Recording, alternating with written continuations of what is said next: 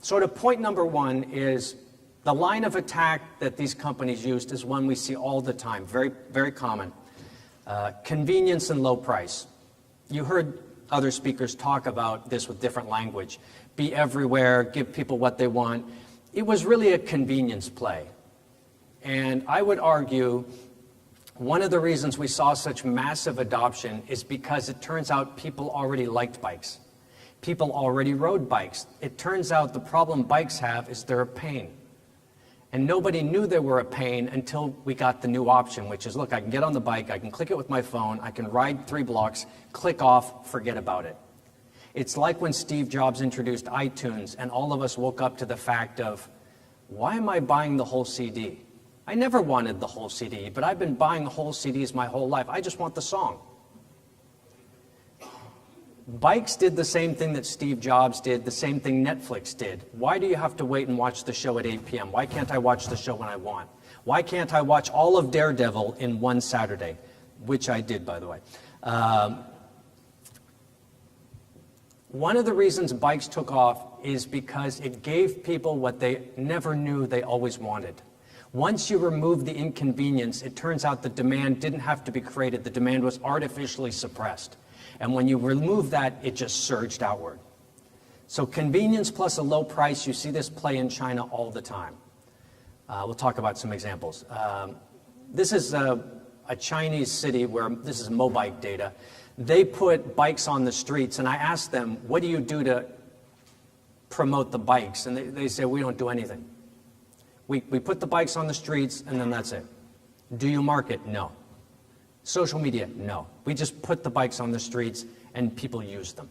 And this is a chart of number of bikes on the streets versus rides. That, to me, is this latent, unmet demand that it turns out digital tools, which is the point, have a tremendous ability to release by giving consumers what they always wanted but didn't know. And that's the pattern we see over and over.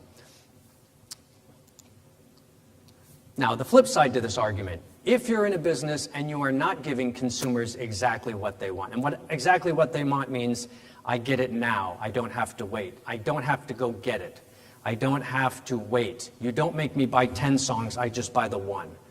You know, anytime, it's like a purification of demand.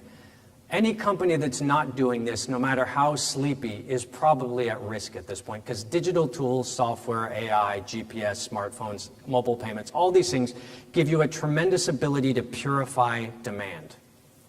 And that's a great line of attack against an incumbent. So if you make the customer go get the product or service, you're probably vulnerable. If there's a time lag between when you buy it and when you receive it, you're probably vulnerable. If the user experience is not outstanding, and this is the one that keeps moving, the user experience keeps getting better and better and better, and you got to stay at the front of that curve. If you have groups of customers and one group is subsidizing another, hospitals are like this. I used to run a hospital. Pediatrics doesn't make a lot of money, cardiac does. You subsidize one with the other. Digital lets you split those apart and just take those. Buy the whole thing and not just the part, that's iTunes.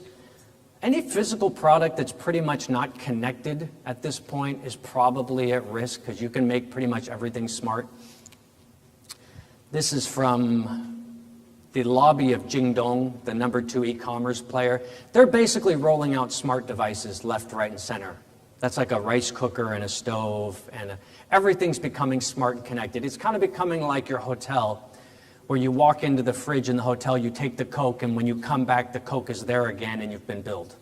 It's sort of coming like that these smart devices in people's homes are connected to their platform for merchandise, and anything you take immediately gets reordered.